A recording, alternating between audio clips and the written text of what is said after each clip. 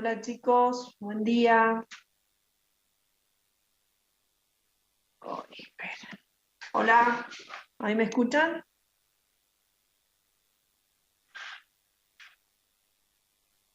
No, a ver. Ay, Dios. Esperamos hasta las y 10 como siempre para empezar. ¿Me escuchan? Sí, profe. Bueno, no sé por qué tengo un problema con... No los puedo ver.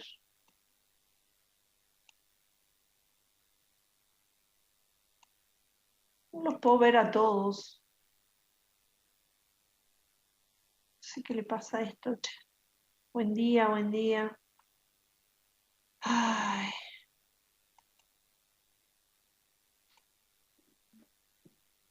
no sé qué le pasa a mi... que pongo como galería, o sea, para poder verlos a todos, así en los cuadraditos, y no me sale. Bacán. No sé cómo será esto. Bueno, anyway.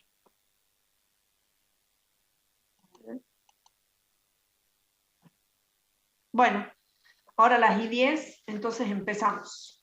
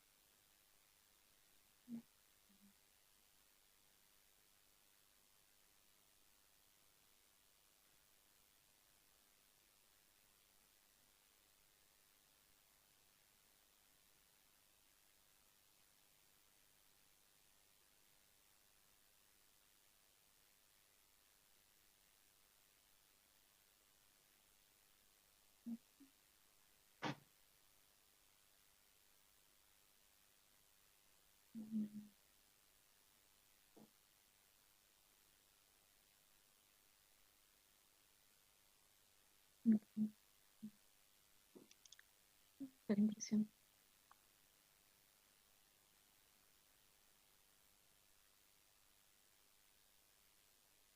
Impresión.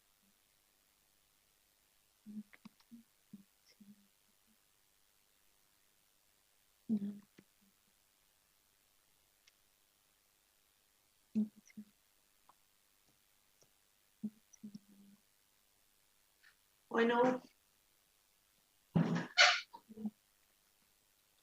a ver, vamos a empezar. Bueno, falta un minutito. Ay, veamos si todo funciona.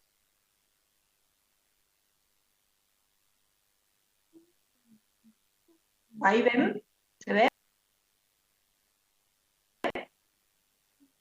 Sí, profe. Ahí, a ver, esperen. ¿Ahí? ¿Sí? Sí. ¿Ahí? Sí, ¿Sí? se ve. Bueno. Me avisan, acuérdense de avisarme si no se pasa la diapo, o bueno, si pasa algo. Porque estas cosas a veces... Ay, ¿qué hice mi mate? Acá.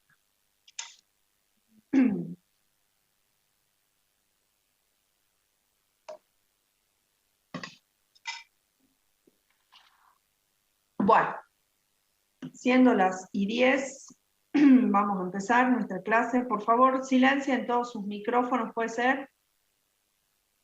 Fíjense que todos estén silenciados. Bueno, entonces, lo que vamos a hacer hoy es, como siempre, bueno, seguir avanzando en este módulo de crecimiento y desarrollo. Y lo que vamos a hacer es, hoy vamos a mirar, o ver, o entender cómo se controla, cómo es el control del cuerpo vegetativo por el ambiente lumínico y por la temperatura. Acuérdense que siempre hemos visto como dos factores ambientales muy importantes, como reguladores o controladores de procesos, que son la luz y la temperatura. Y además vamos a ver hoy senescencia y abscisión foliar. Entonces, ¿cómo controla? O sea, fíjense que acá en la figura que nosotros tenemos abajo, tenemos acá en el cuadrante superior derecho, tenemos, bueno, el Sol y tenemos toda la longitud de onda del visible, entonces tenemos toda la longitud de onda de lo que es el ultravioleta, perdón, toda la longitud de onda lumínica, tenemos el ultravioleta, lo visible, las longitudes de onda en el visible, y después el infrarrojo. Nosotros en este esquema, que ustedes lo tienen en el libro, fíjense que tenemos representado cómo incide la luz en las plantas. O sea, ahora vamos a mirar cómo es el control del cuerpo vegetativo por señales de la luz y que están causadas por plantas vecinas. Entonces, en este esquema nosotros vemos una planta que está recibiendo cómo es la luz incidente, y entonces podemos ver cómo es la intensidad según cada una de esas longitudes de onda. Tenemos acá otras plantas donde sabemos que además la luz puede ser reflejada por las plantas, y entonces fíjense cómo son los valores en la longitud de onda del azul, del verde, del rojo lejano, y también esa luz puede ser absorbida y posteriormente transmitida, que es, por ejemplo, lo que estaría percibiendo acá una plántula, y entonces fíjense cómo son los valores.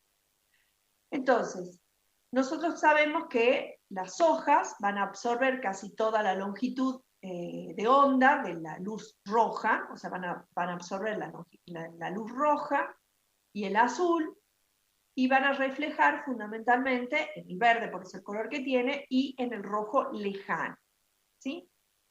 Y la mayor parte de lo que transmiten, ¿sí?, es en el rojo lejano. Entonces,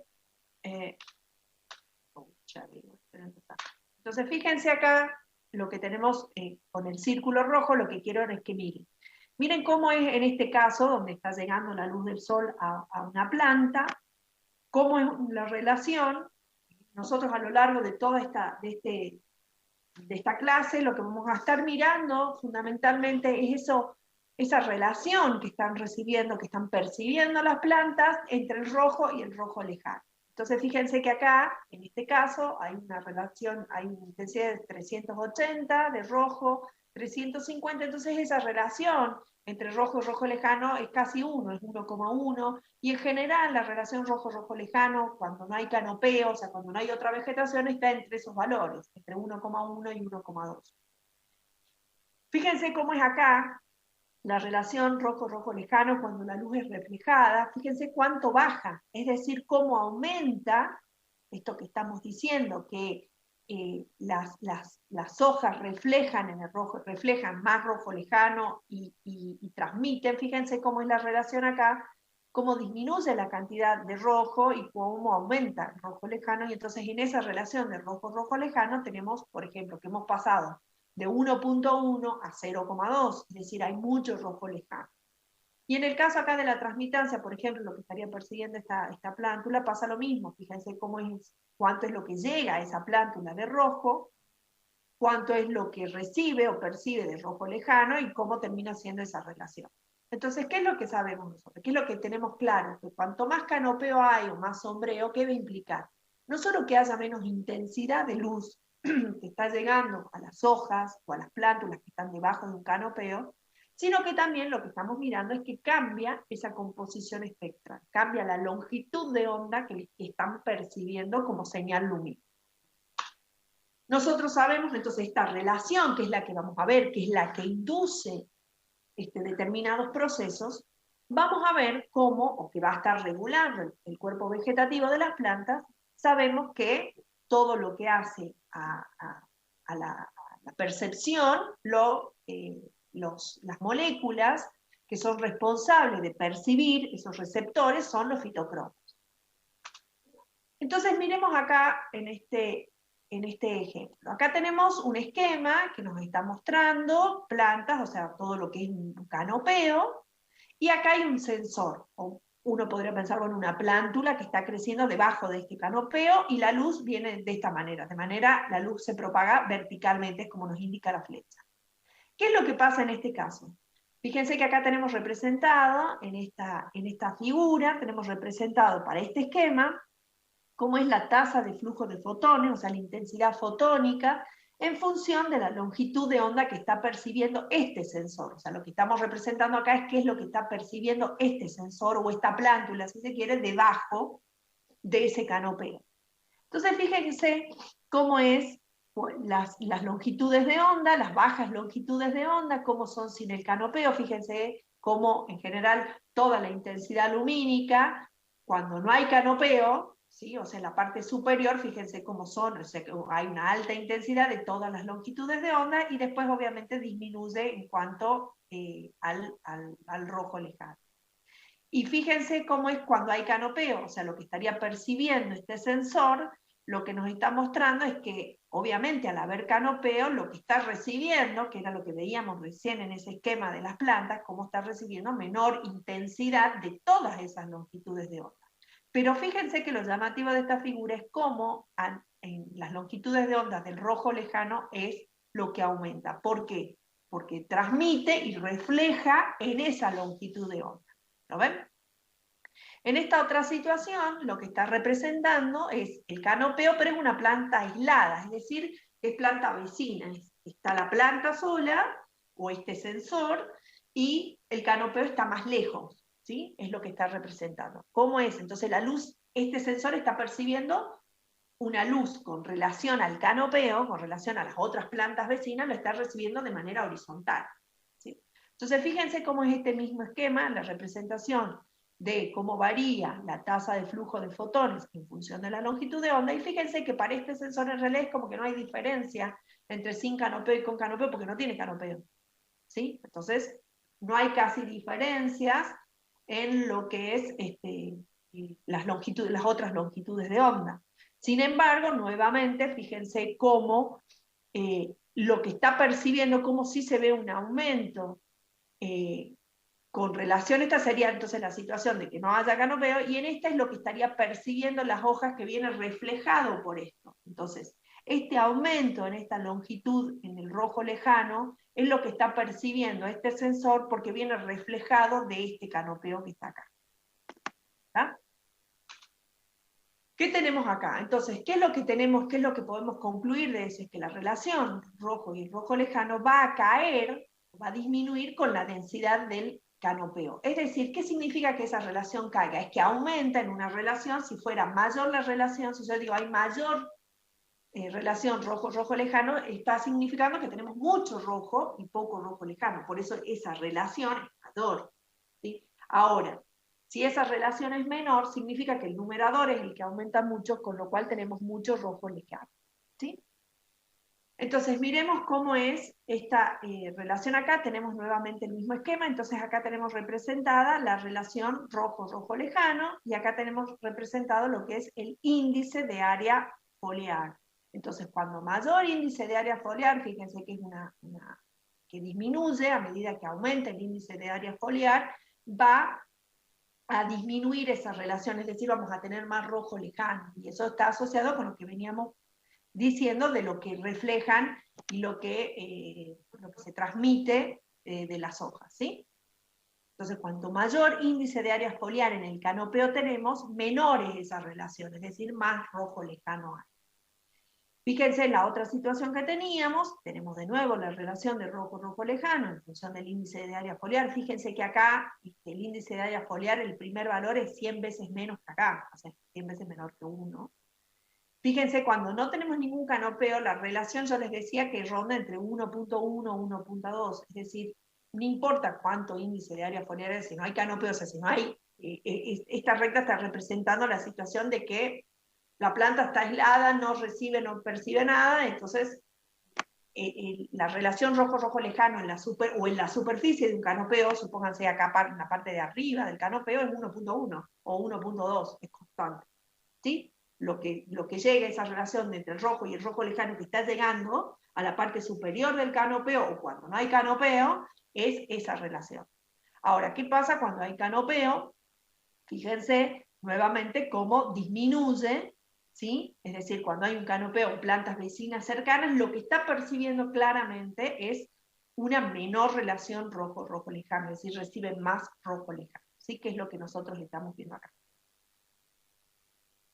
Bueno, entonces, ¿cómo responden las plantas? Ya sabemos entonces qué es lo que pasa si nosotros estamos midiendo, qué pasa con esa relación de rojo-rojo lejano. Sabemos que las plantas van a responder a ese rojo-rojo lejano, a esa relación.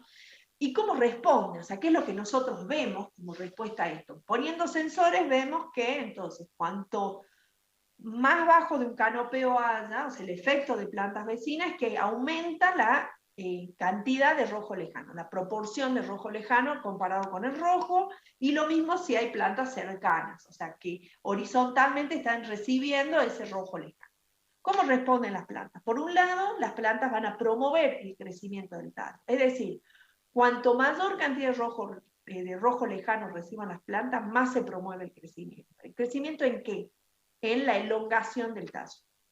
Sí, fíjense, acá tenemos dos situaciones de plantas que están sometidas a una alta relación rojo lejano, es decir, que hay más cantidad de rojo, fíjense cómo el tallo está cortado, y fíjense en este caso cómo cuando hay baja relación rojo lejano, es decir, hay mucho rojo lejano, cómo se promueve el alargamiento del tallo. Y después vamos a ver a lo largo cómo es una estrategia esto, o sea, qué les permite a la planta esta promoción del crecimiento del tallo cuando hay esta baja relación. ¿Qué otra cosa se puede ver? Se puede ver la promoción de la dominancia apical, ¿sí? Entonces fíjense acá en estas dos situaciones, como tenemos con baja relación rojo lejano, como hay plantas que están creciendo con una predominancia apical, y en este caso como cuando hay una alta relación rojo lejano, hay más bien ramificación, o sea, no hay dominancia apical, sino hay desarrollo de yemas laterales. ¿Me escuchan bien, no? ¿Está todo bien hasta ahora? ¿Sí? Sí, profe. Sigamos. ¿Qué otra cosa se puede ver cuando hay, cómo responden las plantas cuando hay baja relación rojo lejano? Fíjense que también puede haber promoción del crecimiento de los pecíolos de las hojas. Entonces, en este caso, como cuando hay alta relación rojo lejano, los pecíolos tienen un tamaño determinado, pero cuando esas plantas están sometidas a una baja relación, fíjense cómo se pueden ver alargamiento de los pecíolos en algunas especies. ¿Qué se puede ver también?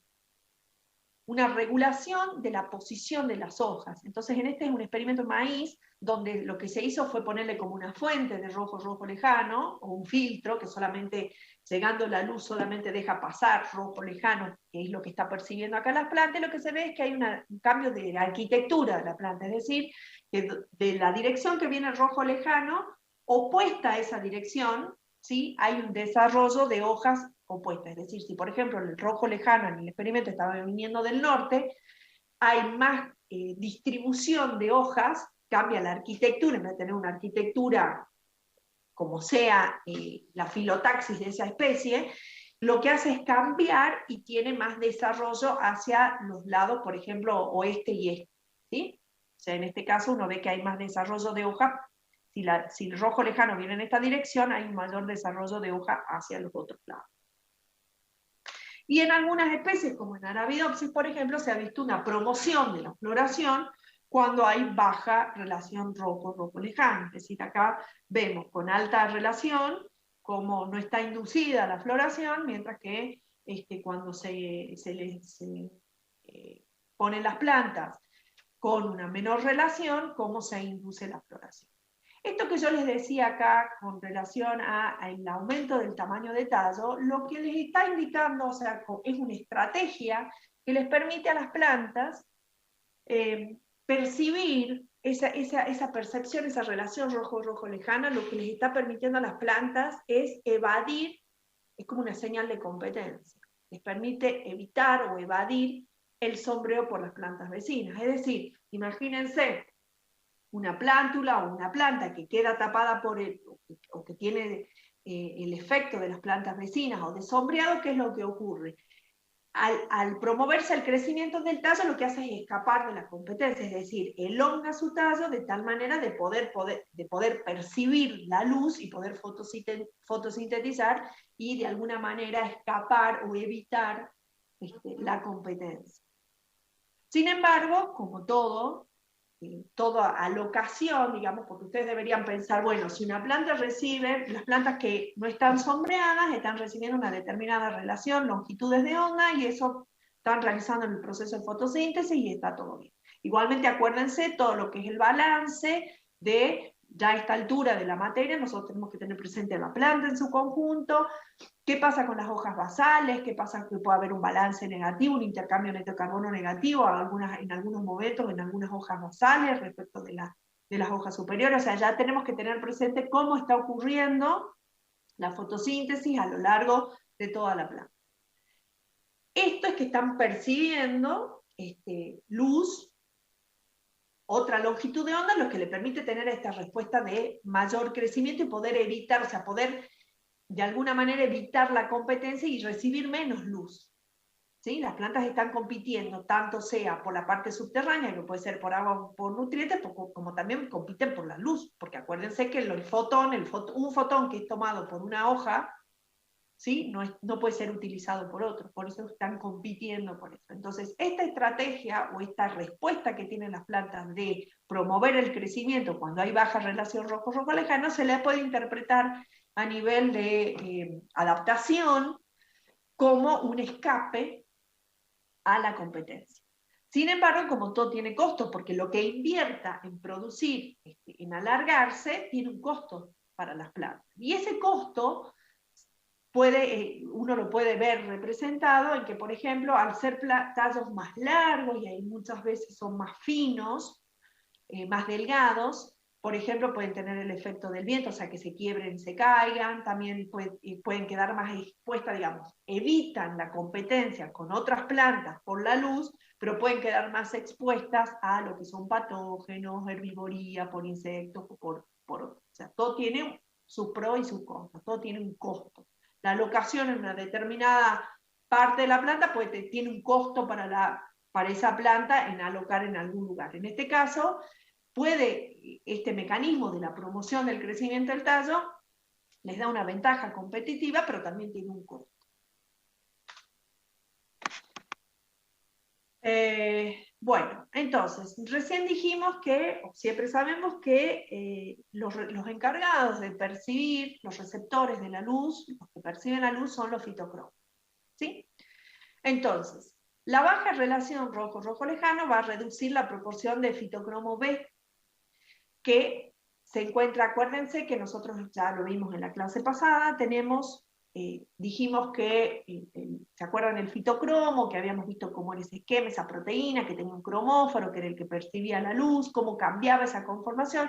Dijimos que los fotocromos son moléculas fotorreversibles, es decir, se sintetizan como PR, ¿sí? Que es su forma inactiva, cuando perciben rojo, cambian su conformación a lo que se denomina o se conoce como PFR, que es la forma activa de esa molécula, pero al ser fotorreversible tiene la capacidad de también, si percibe rojo lejano, de cambiar de PFR a PR. Entonces también habíamos dicho que en las plantas no hay todo PR, o sea, no está todo el fitocromo inactivo o todo activo. Hay, como es el rojo lejano, también hay una relación de PR sobre PFR, ¿sí? Y entonces, dependiendo cómo sea el ambiente lumínico, en las plantas vamos a tener mayor, los fitocromos presentes pueden estar en un estado activo o inactivo o en una proporción, pero no es que está todo activo o todo inactivo, sino que están en una proporción, que puede ser mayor o puede ser menor, ¿está?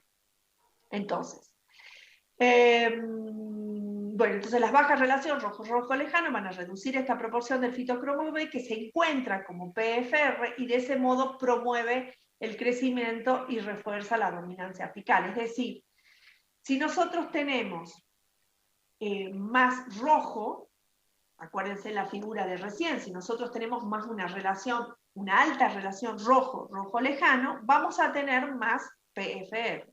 Cuando tenemos mayor concentración de PFR, ¿sí? Vamos a ver que en realidad lo que se inhibe es el crecimiento del tallo o la dominancia apical. Vamos a la de recién y fíjense acá. Nosotros dijimos, con bajas relaciones de rojo-rojo lejano, con alta relación de rojo-rojo lejano, tenemos inhibido el crecimiento del tallo y la dominancia apical. ¿Sí? Ahora, ¿qué pasa cuando hay mucho? O sea, cuando aumenta esa relación de cuando disminuye la relación de rojo-rojo lejano, es decir, tenemos más rojo lejano, tenemos más PR, es decir, en ese caso, aumenta la síntesis de auxina y se produce el crecimiento del tallo y la dominancia apical. Es lo que nosotros recién veíamos en la foto. ¿Sí? Bueno, esto se debe entonces que al fitocromo mantiene inhibida la síntesis de auxina, que se libera cuando la relación rojo-rojo lejano y los niveles de PFR son bajos. ¿Sí? Esa es la explicación de qué es lo que pasa, o sea, quién estaría interviniendo, es fundamentalmente el fitocromo B, este es en el caso de Arabidopsis, y cómo en realidad esa relación de rojo-rojo lejano o pueden estar inhibiendo el crecimiento del tallo y la dominancia apical, que es cuando nosotros tenemos mayor relación rojo-rojo lejano, o pueden estar en realidad induciendo el crecimiento del tallo y la dominancia apical a través de la síntesis de auxinas cuando hay una relación menor, es decir, cuando tenemos más rojo-rojo. Bueno, con eso entonces tendríamos visto, tendríamos, o sea, cómo responde, cómo se controla el cuerpo vegetativo, es decir, que nosotros tengamos menos crecimiento del tallo, menos dominancia apical, o tengamos más dominancia apical y menos crecimiento, ¿sí? O como sea la combinación, digamos, en función de lo que están percibiendo por la luz. Pero también decíamos que otro factor importante ambiental que va a controlar el cuerpo vegetativo es la temperatura. ¿Sí?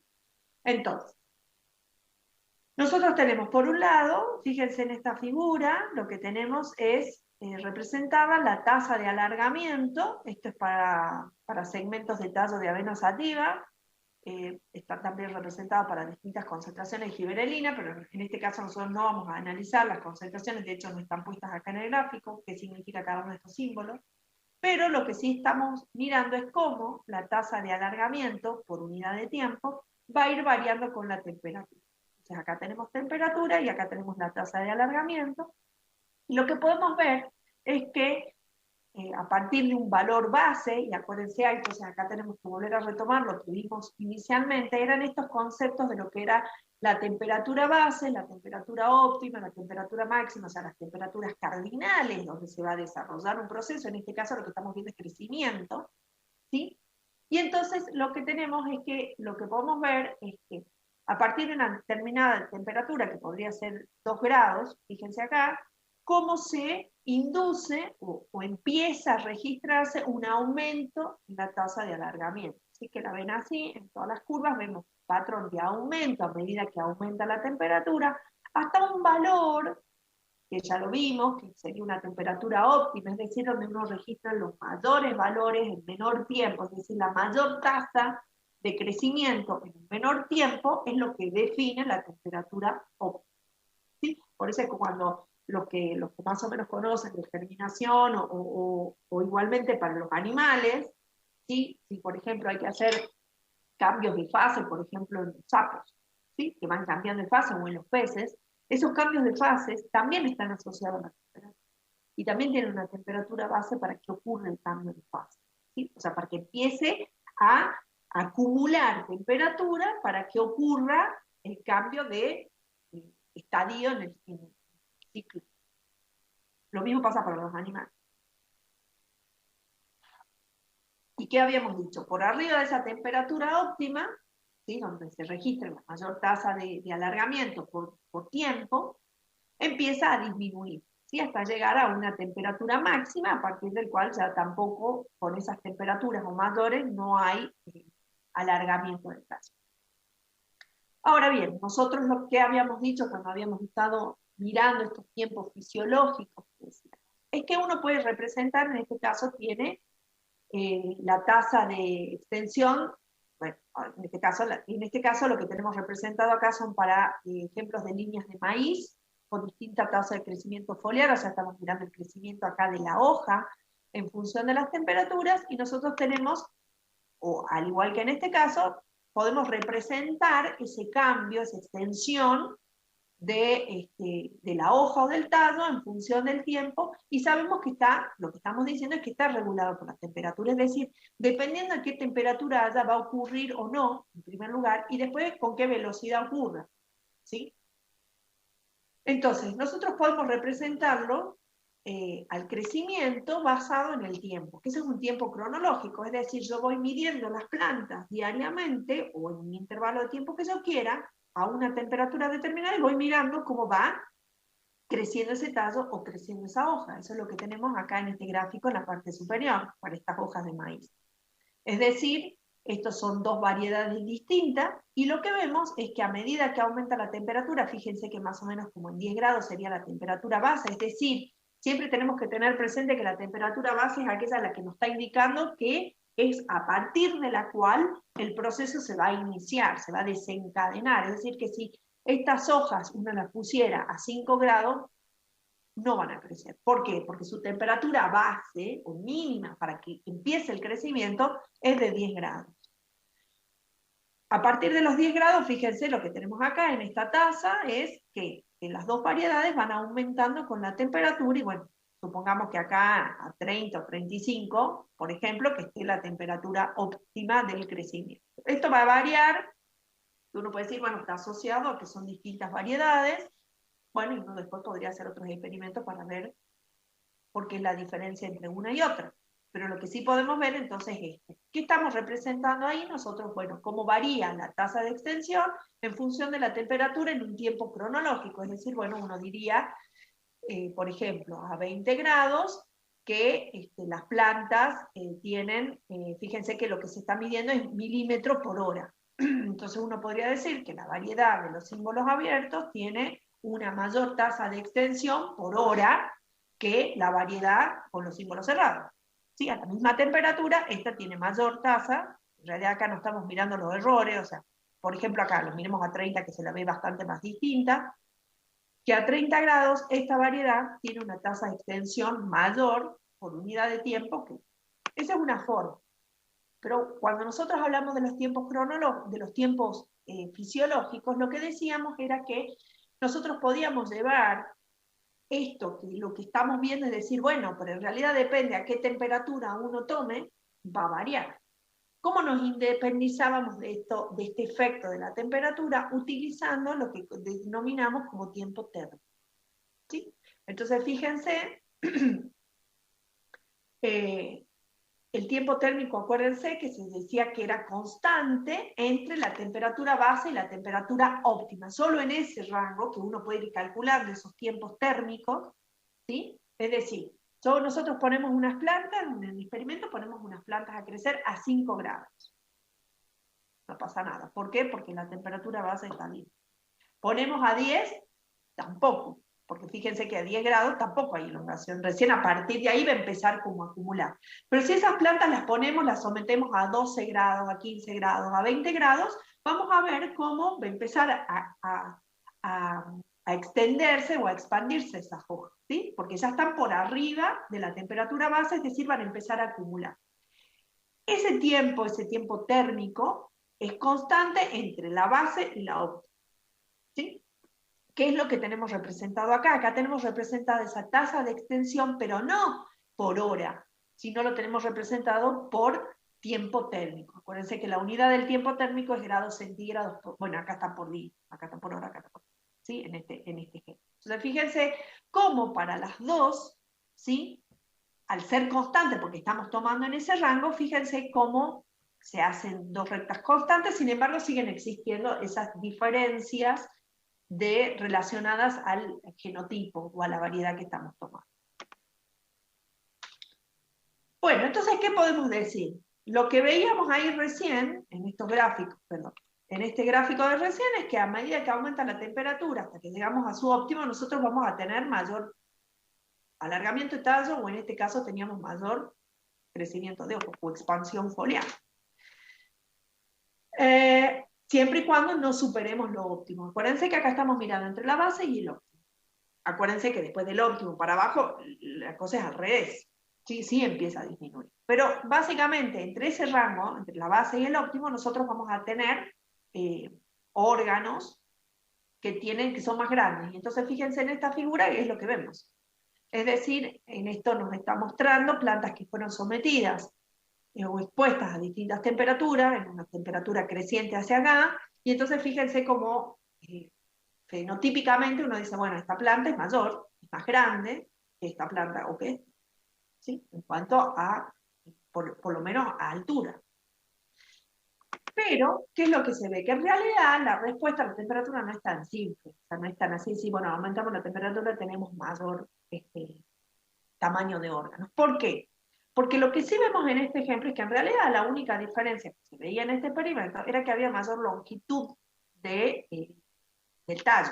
¿Sí? O sea, el tallo era más largo, pero no las hojas ni las raíces. O sea, no había diferencia entre los tratamientos de distintas temperaturas si uno sometía a mayor temperatura. O sea, lo único que se veía de diferente es que se alargaba el tallo, pero no la cantidad de hojas ni el tamaño de las raíces.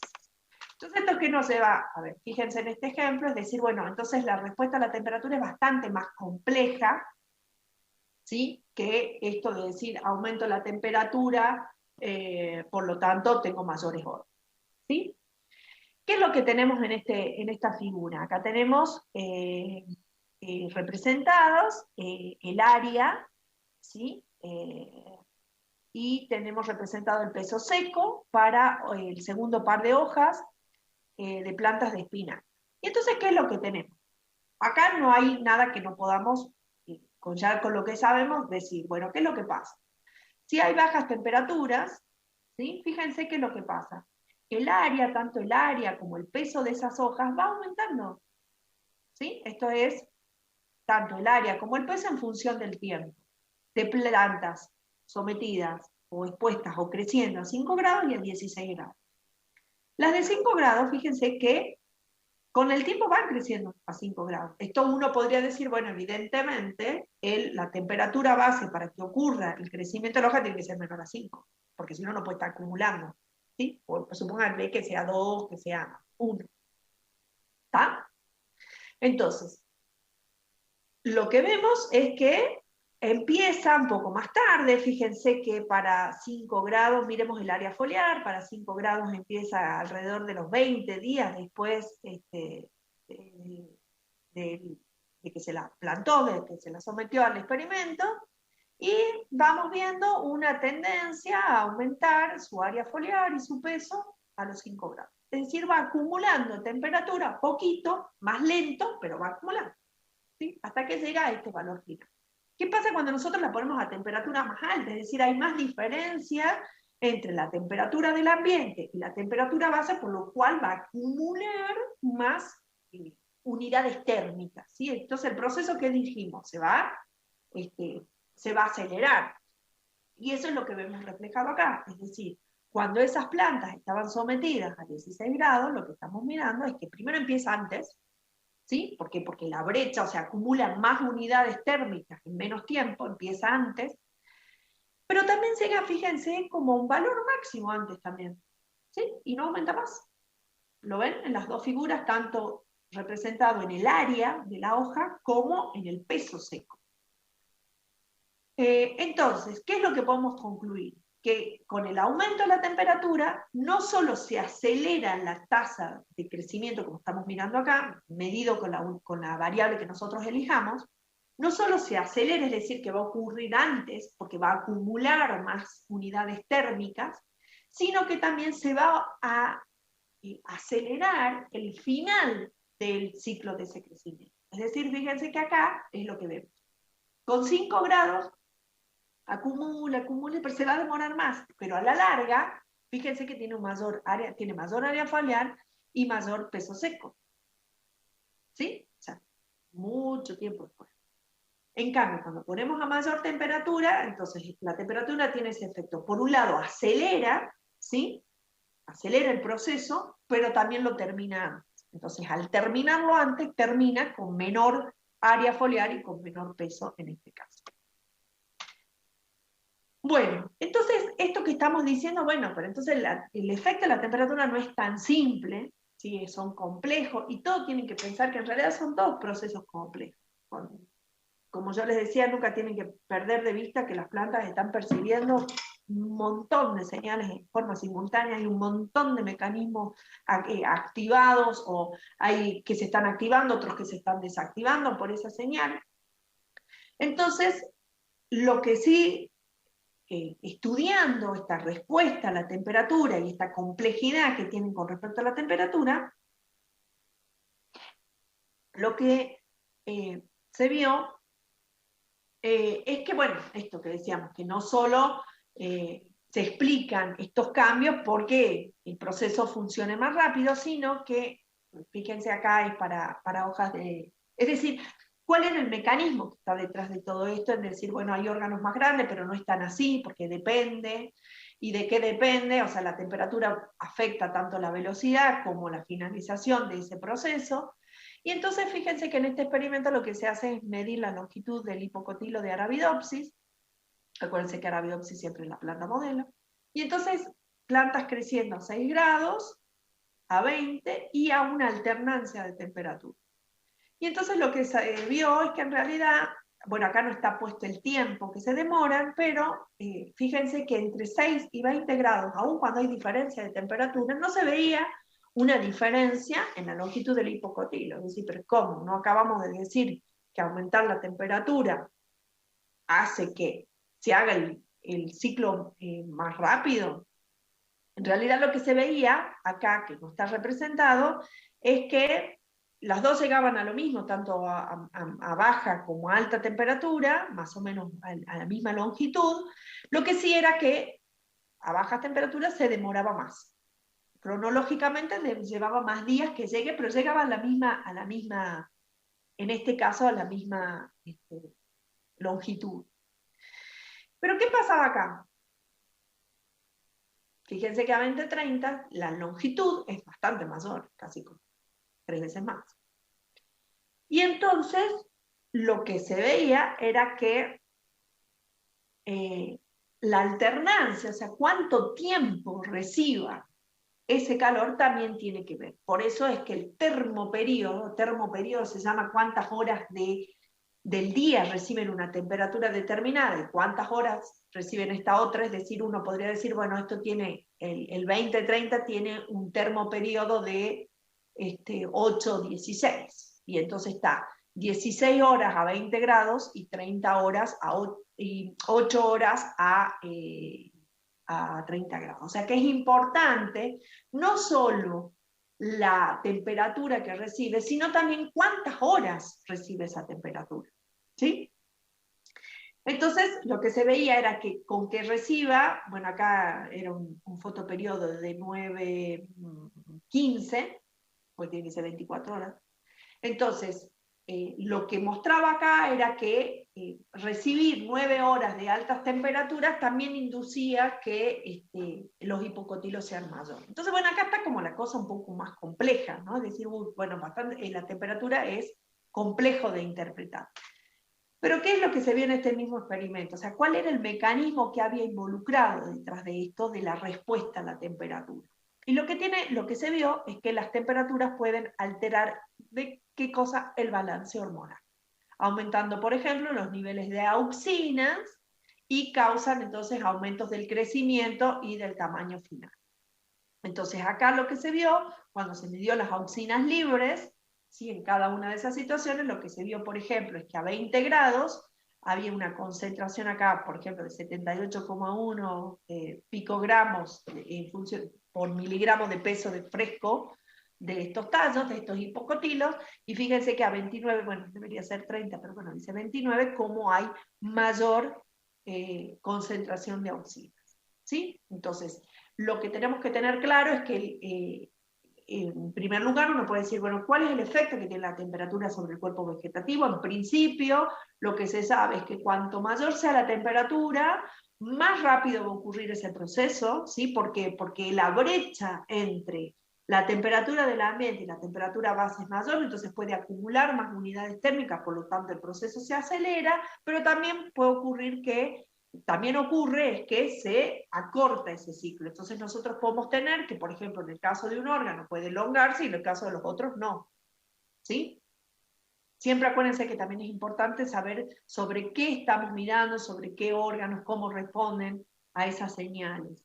Y lo que se comprobó, también estamos viendo que no solo interesa la cantidad de temperatura que reciba, sino con qué intensidad, o sea, cuántas horas reciben esas temperaturas, y cómo se vio que en realidad lo que está mediando internamente es ese balance nuevamente de hormonas, es decir, que cuando hay mayor temperatura aumenta los niveles de auxinas y entonces van a generar aumentos de crecimiento y del tamaño final.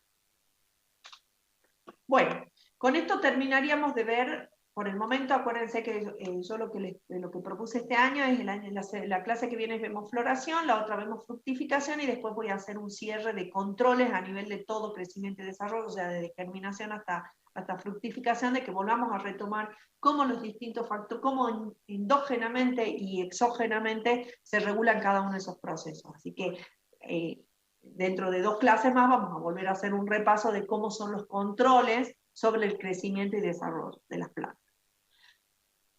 Bueno, con eso entonces tendríamos cómo se controla desde las señales, la luz y la temperatura, cómo controlan el cuerpo vegetativo. Veamos senescencia. Vamos a ver senescencia, fundamentalmente vamos a ver foliar, pero bueno, uno también lo puede extrapolar o ver para distintos órganos. La senescencia es el proceso final del desarrollo, ¿sí? De un órgano. Es decir, cuando uno estudia la expansión o mira la expansión foliar ocurre hasta un determinado límite, cuando la hoja ya está completamente extendida, a partir de ahí empieza todo un proceso de senescencia. No es simple, o sea, no es simplemente un proceso degenerativo, sino que la senescencia es un proceso altamente organizado.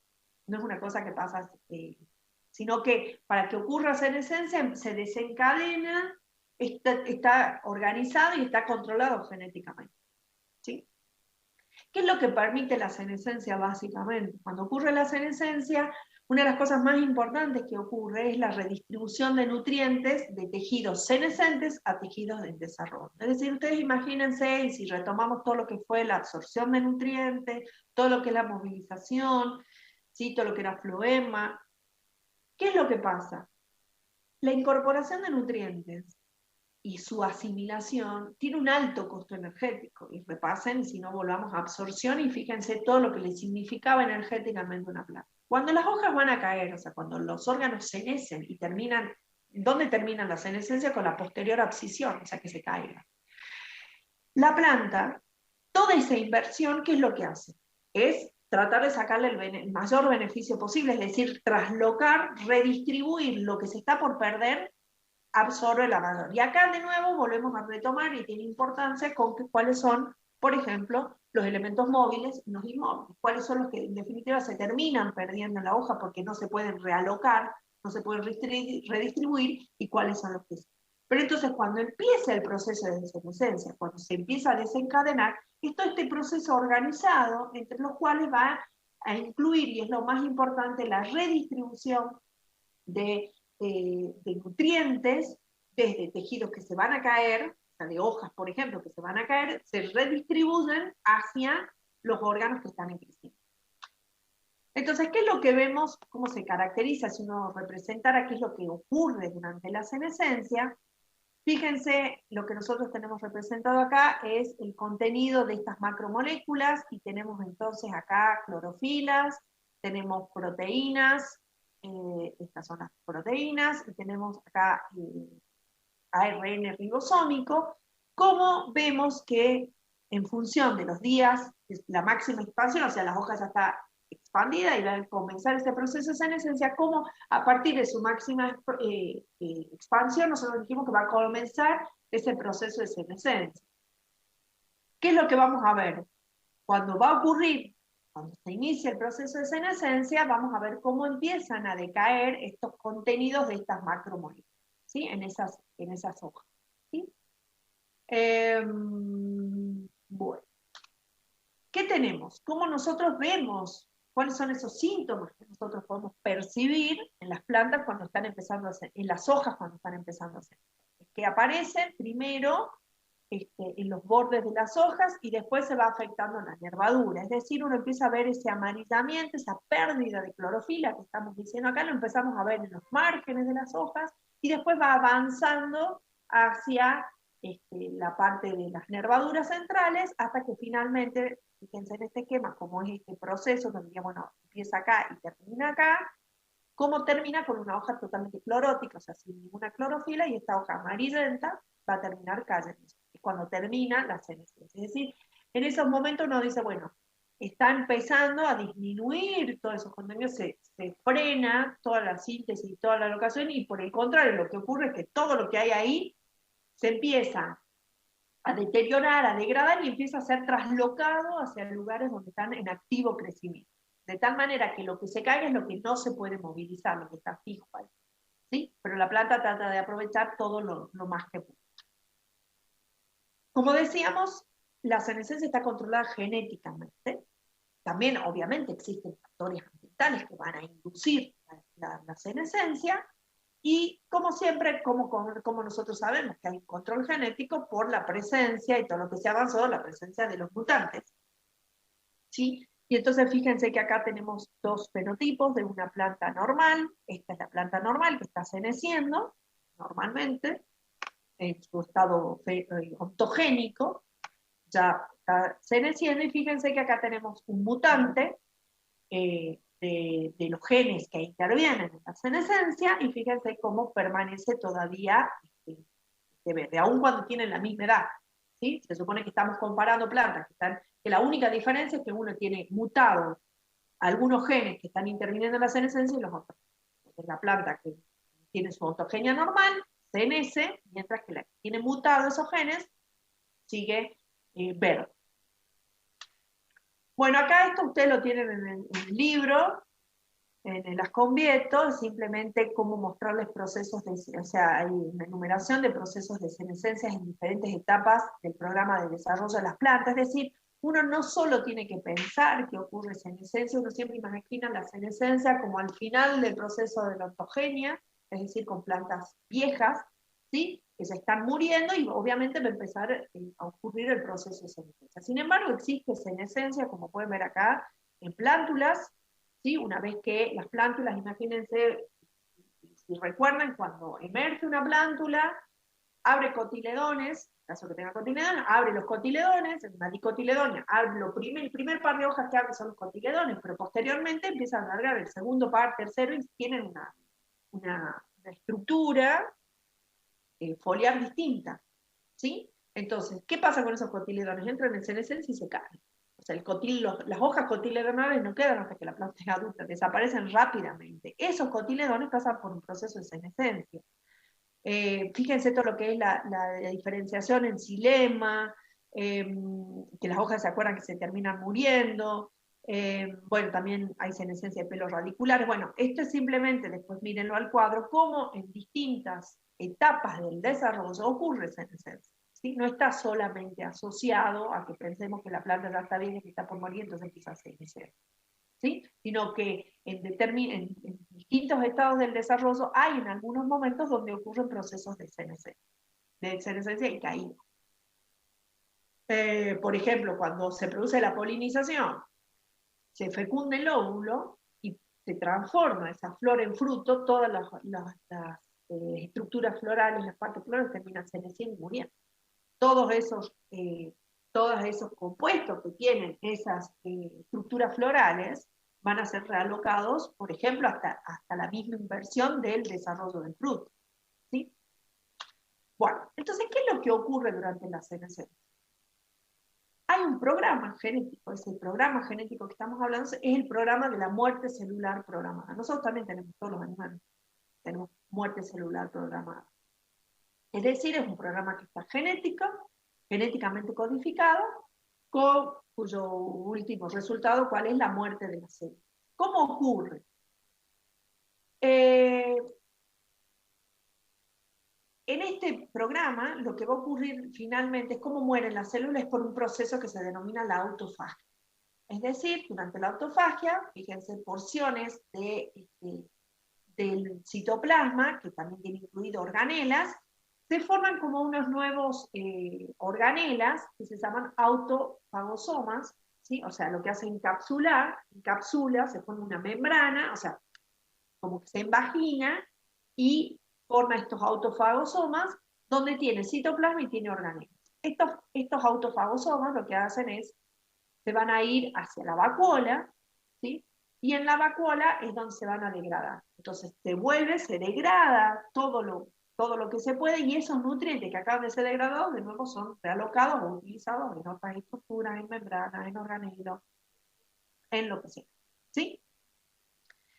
Entonces, este proceso de autofagia, ¿sí? Que está codificado, que el programa se llama muerte celular programada, lo que hace es desmantelar todas esas estructuras, que ya como están, ya no se necesitan, o en realidad no es que no se necesiten, digamos, ese órgano va a entrar, va a terminar cayéndose, entonces para poder reutilizar el proceso es el proceso de autofagia, es decir, en todas esas células de las hojas que ya va a senescer, o sea, que empieza la senescencia y que van a caer, este programa lo que va haciendo es que todas esas células que estaban activas empiezan a ¿qué? A desmantelar todas sus cosas, porque es decir, uno no dice, bueno, de la célula lo que se realoca son nutrientes, ¿sí? Se realocan aminoácidos, se realocan azúcares simples, ¿sí? Lo que sean, los compuestos que sean, se van traslocando en esa estructura. Con lo cual, previo a eso, tiene que haber todo un desmantelamiento de eso para volver a tener esas estructuras, esos compuestos simples que puedan ser traslocados. ¿Cómo ocurre eso? A través del proceso de autofagia, que está controlado por este programa genético al cual se conoce como muerte celular programada. Acá simplemente, también lo tienen en el libro, fíjense, es nada más mostrarle que la autofagia no solo está asociada a la senescencia, porque nosotros estamos mirando senescencia, no solo está asociada a la senescencia, sino que fíjense cómo lo que indica acá estos cuadraditos es cómo en otros lugares también ocurre este programa de muerte celular programada, y entonces fíjense cómo en unas semillas monocotiledóneas la capa de la leurona, que es la que impide el crecimiento, o sea, la germinación, porque tiene ácido abscísico, como cuando empieza, se induce, se cambia el balance hormonal a favor de las giberelinas, se va, ¿qué es lo que pasa? Esa capa de la neurona, ¿qué hace? Se destruye. Cuando uno hablaba de estas enzimas que degradan paredes y todo lo demás, lo que termina ocurriendo, ¿sí? En este caso, por ejemplo, que la capa de la neurona termina siendo destruida y el embrión puede salir y la planta asume que esas células lo que pasan por una muerte celular programada, la célula se termina muriendo. ¿Sí? Se realoca todo eso, se produce autofagia y el embrión crece. Entonces, bueno, acá tienen un esquema de todo lo que pasa. Fíjense, un ejemplo típico también es el xilema. El xilema, cuando se originan esas células, son células vivas. Después hay un proceso de muerte celular programada que hace que las células del xilema, o sea, todo lo que son los elementos de la traqueida, terminan siendo células muertas. Eso también pasa por este programa. ¿Sí? Es simplemente mostrarlo, después leanlo bien en el libro, cómo este proceso de muerte celular, este programa de muerte celular programada, no está solo asociado a la senescencia. Como también decíamos, la senescencia no solo está asociada a la vejez, ¿sí? Sino que hay, miren, estas dos figuras. Bueno, entonces, la senescencia tenemos que está inducida por señales endógenas, y en general Aquí son los 12. ¿Alguien tiene prendido el micrófono? Por favor, apáguelo. Entonces, ¿qué es lo que tenemos? Por un lado, que la senescencia percibe o se induce por señales endógenas, y con relación a eso, en realidad, esto que venimos diciendo, hay una asociación entre la edad de la hoja y la senescencia, es decir, cuando a lo largo esa hoja ya se expandió, se desarrolló, se expandió, después empieza por la edad, por la ontogenia, por la edad de esas hojas empiezan a senecer. También, por ejemplo, con la aparición del cambio de fase, es decir, que pasa de una fase vegetativa, pasa a una fase reproductiva. Entonces, que la aparición o el desarrollo de la fase reproductiva es una señal que hace que las hojas, ¿sí?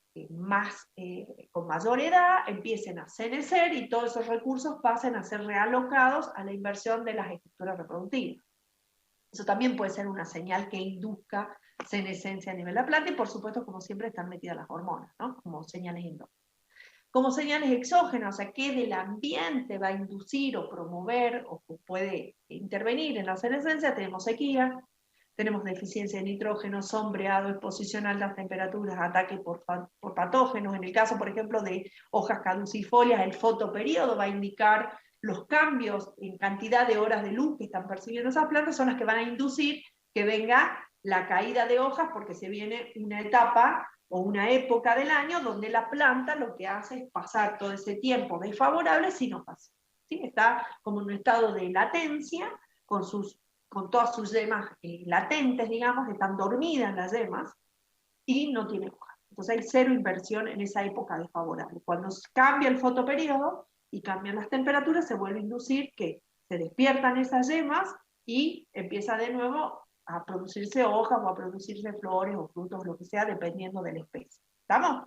Entonces fíjense que en general, salvo el fotoperíodo, los otros están un poco medio asociados a lo que son estreses, ¿sí? O sea, las plantas cuando están estresadas, uno de los mecanismos puede ser la inducción de senescencia, de perder hojas, disminuir el mantenimiento de estructuras porque están estresadas, y entonces puede inducir que se pierdan algunas hojas, y entonces los pocos recursos que tienen, o bajo ese estrés, mantener, por ejemplo, hojas jóvenes.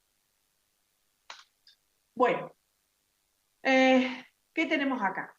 Con respecto a las hormonas, entonces la senescencia está regulada negativamente por las auxinas, las citoquininas y las giberelinas. Es decir, fíjense, acá tenemos un experimento donde en estas hojas que naturalmente iban a senecer, se le aplicaron citoquininas en discos sobre esas hojas, y fíjense cómo cuando hay citoquininas no ocurre la senescencia. En este caso tenemos plantas normales que están seneciendo. Fíjense que estas hojas, que son las más viejas, ya se habían desarrollado, empiezan su programa de senescencia. Fíjense cómo están ya senescentes próximas a la abscisión, o sea, a la caída. Y fíjense cómo en este caso tenemos una planta transgénica de un gen que interviene en la síntesis de citoquininas, y entonces como tiene mutado eso, o sea, tiene mayor producción de citoquininas, fíjense cómo regulan negativamente, es decir, no ocurre la senescencia. ¿Está bien? Y por otro lado tenemos que el etileno, el ácido abscísico, el ácido jasmónico, el salicílico, los brasinosteroides y los azúcares van a regular positivamente la senescencia. Y entonces fíjense acá hay un esquema de un experimento donde había hojas con hojas de maíz, y entonces tenemos eh, eh, 3 genotipos distintos, y entonces tenemos a la izquierda acá, tenemos las hojas de una planta normal de maíz, que se mecen normalmente. En el otro extremo tenemos hojas de una planta transgénica de maíz que tiene niveles bajos de la enzima de etileno, ¿sí? Y entonces producen, o sea, poca cantidad de etileno, y entonces al producir poca cantidad de etileno, que es el que favorece la senescencia, como tiene poco etileno, no senecen. Es este caso. De acá.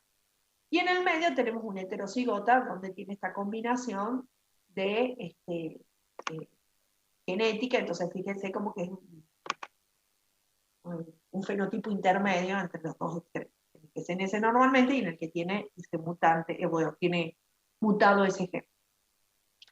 Bueno, y se supone que obviamente para hacer estos experimentos todas las hojas tienen la misma edad cronológica, ¿sí? Porque ¿qué es lo que nosotros no podemos introducir en un experimento? Otro factor que puede explicar, es decir, ahí nosotros no podríamos hacer un experimento con hojas de distintas edades, porque la edad de la hoja, o sea, la senescencia está claramente asociada ¿a qué? A la edad de la hoja. Entonces todas las hojas tienen que tener la misma edad para que ocurra, o sea, para que nosotros podamos decir, es claramente el efecto de el etileno, de la auxina, de lo que sea. ¿Está bien? Bueno, pasemos a lo último que tenemos que ver hoy, es abscisión foliar. Entonces decimos, una vez que ocurre la senescencia, una vez que todo este programa genético altamente organizado ocurre, lo que termina pasando es que la hoja va a caer. ¿Por qué? Porque ya la planta no va a seguir invirtiendo en mantener esas estructuras. Imagínense que tener las hojas tiene un alto costo para las plantas en el sentido de que tienen que ser mantenidas, ¿sí? En este caso, como esta hoja ya entró en un programa de senescencia, termina entonces con la abscisión foliar que se desprende de la planta. ¿Cómo ocurre eso? Ustedes después véanlo bien, esto está bien explicado en el libro, acá tienen el esquemita. Entonces fíjense que acá está ampliado donde va a ocurrir, hay una zona de abscisión. ¿Sí? En este caso tiene unas características particulares, esta zona de abscisión, que en cuanto a las células son distintas respecto de las zonas del resto del pecíolo. Y entonces acá está la yema, fíjense, entonces en esta zona de abscisión, cuando se induzca la abscisión, o sea, la caída de estas hojas, esta parte que es más frágil, lo que va a ocurrir es que esas células van a entrar en autofagia, eso se van a terminar destruyendo y se va a cortar. ¿Sí? Se va a desprender la hoja. Fíjense, acá se activa, acá como se separan, y después ocurre todo un proceso de lignificación, o sea, o de sellado, es decir, para evitar la entrada de patógenos, y de pérdida de nutrientes a través de ahí, y entonces se produce el sellado y termina el proceso de la abscisión.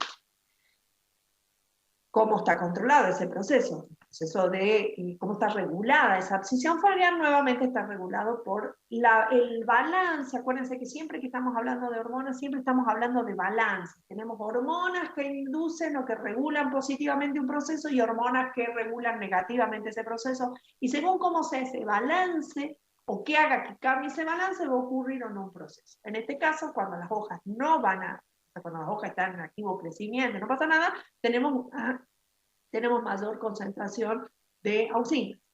Cuando las hojas van a entrar ya en un proceso de senescencia y posteriormente de abscisión, cambia ese balance a favor del etileno, ¿sí? Y entonces cuando es mayor el etileno respecto a las auxinas, ¿qué es lo que ocurre? Termina induciéndose entonces esta abscisión de este corte de las hojas. ¿Sí? Acá simplemente es una foto donde hay un wild type, una planta donde ya fíjense que se cayeron todas las hojas, o sea, hubo senescencia y abscisión, y en este que es un genotipo que es insensible al etileno, y entonces fíjense cómo no hay senescencia y no hay abscisión. ¿Qué es lo que permite la eliminación o la abscisión de las hojas? Hay menor la demanda respiratoria de esas estructuras, o sea, no es necesaria para la planta, o sea, no tiene ese costo energético de la respiración de estructuras que están vivas. Y también, bueno, se disminuye el área de exposición a distintos tipos de estrés, como puede ser sequía, salinidad o ataque, esto que estábamos diciendo que eran factores que iban a inducir la senescencia. En el momento en que las hojas caen, la planta, de alguna manera, o sea, ¿qué hizo? Primero, programó todo o desencadenó todo un programa genético que lo que permite es que lo que se va a caer sea primero, se redistribuya la mayor cantidad de nutrientes útiles. Y posteriormente esas estructuras se caen, entonces ya hay menos estructuras que están sometidas, o sea, hay menos carga, menos costo para la planta en la mantención de esos órganos. Este es el último, también lo tienen en el libro, después mírenlo, es medio como un resumen. Acá tenemos un esquema conceptual de factores ambientales y de desarrollo que, bueno, que inciden en la abscisión, y entonces fíjense que acá tenemos el eje de la planta, acá estaría, supongamos que es una hoja, bueno, acá dice ejemplos, órganos vitales, hoja, pétalo, sépalo, flor, fruto, lo que se vaya a caer.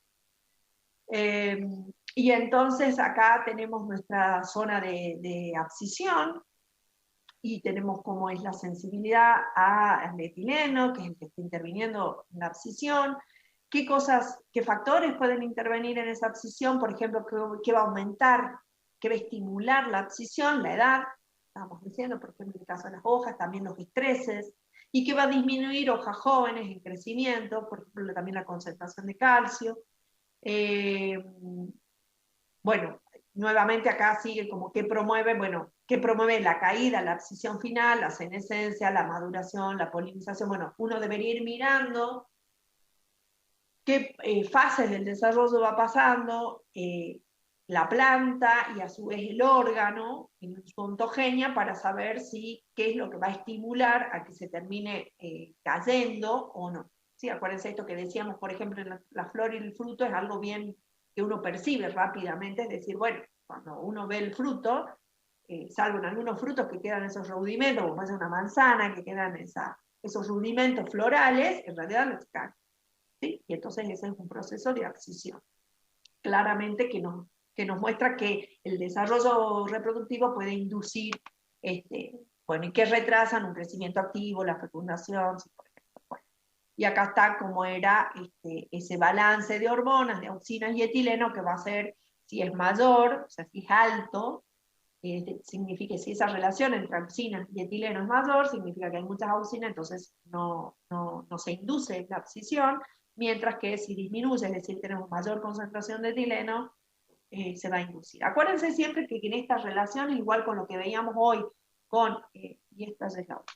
Bueno, acuérdense esto que yo les estaba marcando cuando estamos mirando relaciones, tanto de rojo lejano, como de concentración, es una relación, entonces piénsenla matemáticamente, es decir, cuando uno dice aumenta la relación, ¿qué es lo que está aumentando aquí?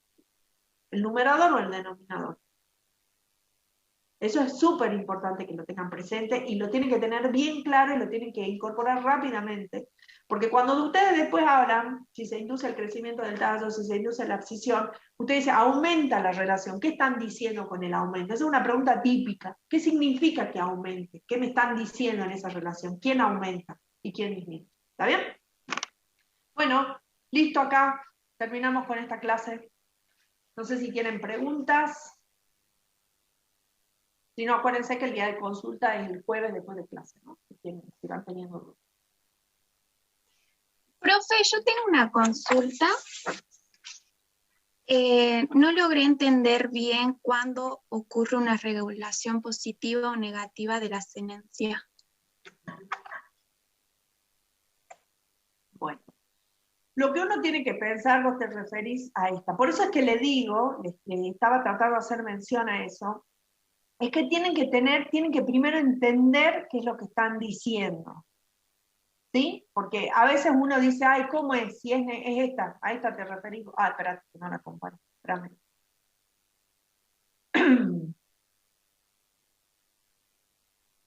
Uy, ya me perdí. Comparto. Aguántenme.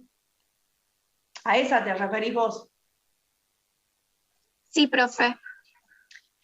¿Qué significa que regula negativamente? Es que cuando haya auxinas, citoquininas y gibberelinas, no se induce la senescencia.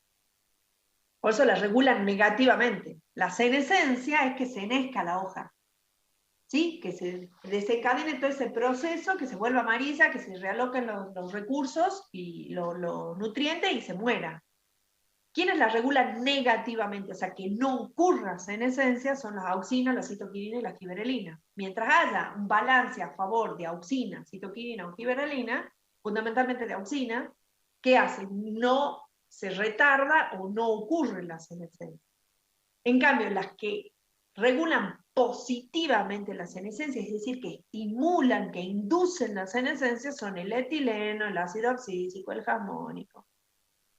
¿Está bien? Eso es que sea. Vos tenés que pensar en el proceso. Vos decís, senescencia es regulada negativamente por auxina. ¿Qué significa regulada negativamente? Es que no ocurra.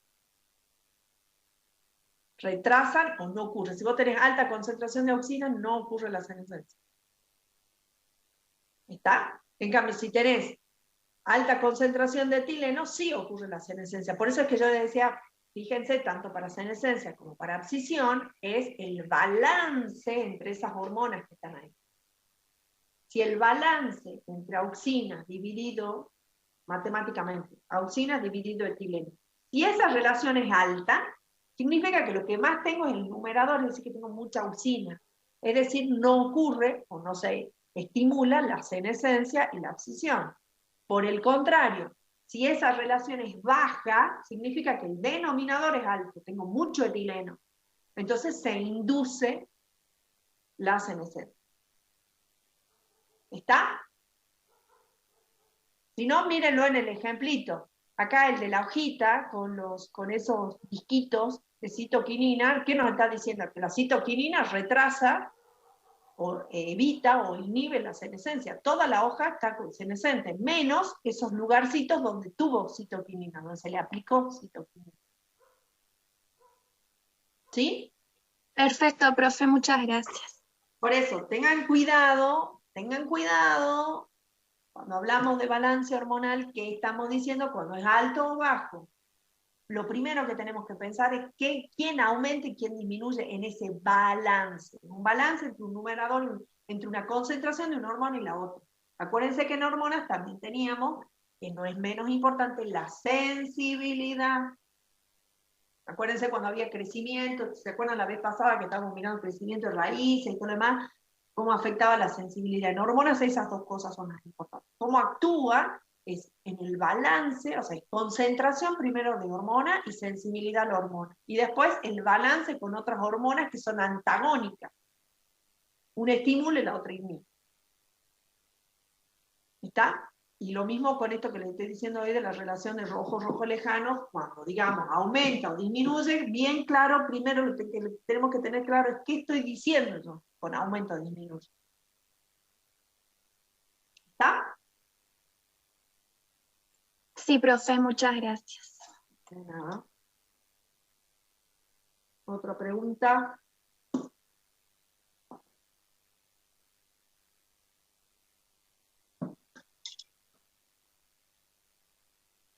Y bueno, la...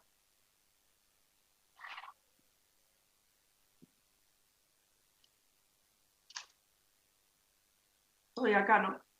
Voy a mirar a ver si me ocurrió algo. Como silencio el celular, me ocurrió algo. Si ya después me dicen que ya no tienen más preguntas, damos por terminada la clase y cierro. Esta segunda parte, una recomendación, esta segunda parte quizás no es tan compleja, bueno, no sé, esta es opinión personal mía. A mí obviamente de la fisiología, a mí me encanta la segunda parte de materia. ¿No? O sea, la primera parte, bueno, agua también me encanta, la parte que menos me gusta a mí es fotosíntesis, pero como en la primera parte, sobre todo fotosíntesis, sobre todo carbono, es un módulo tan intenso, tan de que ustedes tienen que saber procesos, no al detalle, ni que me hagan la estructura, ni nada de eso. Acá en fisiología ya no vamos a la estructura, porque ustedes, como saben, ya la estructura la estudiaron en bioquímica. estudiaron todas las químicas que vieron todas las estructuras, los cambios de conformaciones, qué pasa, el doble enlace, el simple enlace, cambia para acá, cis, trans, todo eso ya lo vieron. Entonces nosotros acá, pero sí tenemos que saber qué es lo que pasa, o sea, sí tenemos que entender los ciclos, tenemos que saber los ciclos, por lo menos cuáles son las moléculas más importantes y qué pasa con los factores, acuérdense de eso. Entonces a mí siempre la primera parte es como más intensa porque hay procesos, hay ciclos, hay cosas químicas, bioquímicas que tienen que tener presente. En la segunda parte de la materia, cuando empezamos con crecimiento y desarrollo, es mirar las plantas, cómo crecen, qué induce el crecimiento, qué no. Pero lo que tiene es que tienen que tener, o sea, más allá de que puede ser menos intenso en aprenderse, no pueden perder de esto, de todo, cómo se controla ese crecimiento y ese desarrollo. Y entonces no hay que minimizar esta segunda parte porque, por ejemplo, como en el tema de hoy, tienen que saber este balance hormonal, quiénes son las hormonas que intervienen, cómo es ese balance para que se induzca o no, o, por ejemplo, la respuesta a la luz, cómo actúan los fitocromos, ¿sí? Entonces puede ser a veces menos intenso en cuanto a los ciclos, pero no deja de ser menos intenso en que tenemos que saber cómo los factores ambientales inducen o no determinados procesos, cómo es esa respuesta. Fíjense que en la segunda parte hay mucho mutante, mucha cosa genética dando vuelta, por eso es que la segunda clase es todo transcripción, es traducción de señales, perdón, porque lo tienen que tener bien claro cómo ocurre eso para que después puedan entender qué pasa con los mutantes, si sobreexpresan, si no expresan. Digo, nada, es un comentario. Como que parece la segunda parte me parece que es más fácil de estudiar, pero tiene eso, que tiene muchas cosas que hay que estar mirando, cómo es el órgano, qué es lo que pasa, cómo responde, qué pasa con la sensibilidad, qué pasa de acá. Fíjense que la segunda parte de hormonas es como súper importante. Más allá que uno no le pida la estructura de la hormona, pero sí tienen que entender o saber cómo están actuando endógenamente, cómo están regulando que ocurran todos esos procesos, desde que germina hasta que se muere. ¿Estamos?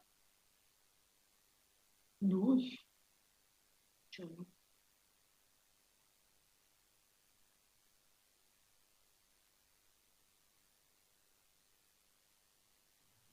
Lo que deberían hacer al final, deberíamos lograr al final de la materia, es que esto que yo les digo así, bueno, por ejemplo, el estrés hídrico va a inducir. Y entonces uno debería hacer el ejercicio de pensar, bueno, a ver, ¿qué del estrés hídrico? ¿Qué pasaba en el estrés hídrico? ¿Qué es lo que se está afectando en el estrés hídrico y por qué puede afectar esto?